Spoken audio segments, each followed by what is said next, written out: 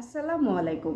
বাংলাদেশের ইতিহাসে সম্ভবত এই প্রথম এমন একটি গণজামায়াত অনুষ্ঠিত হতে যাচ্ছে যেখানে সকল রাজনৈতিক ও অরাজনৈতিক আন্দোলনের সকল নেতৃবৃন্দ এবং দলমতের মানুষের সকলের সম্মিলিত স্রোত আগামী 12ই এপ্রিল রোজ শনিবার সোহরাওয়ার্দী উদ্যানে মিলিত হবে ইনশাআল্লাহ, যেখানে অংশ নিচ্ছে বাংলাদেশ জামায়াতে ইসলামী, বিএনপি, এনসিপি, এবি পার্টি, গণ অধিকার পরিষদ, খেলাফতে মজলিস, খেলাফতে ইসলামী আন্দোলন বাংলাদেশ, আহলে হাদিস, হাইয়াতুল উলাইয়া, বেফাকুল মাদ্রিস, হেফাজতে ইসলাম, জাতীয় দলের ক্রিকেটার, রাজনৈতিক ও অরাজনৈতিক সংগঠনের পাশাপাশি বিভিন্ন বিশিষ্ট ব্যক্তিবর্গ।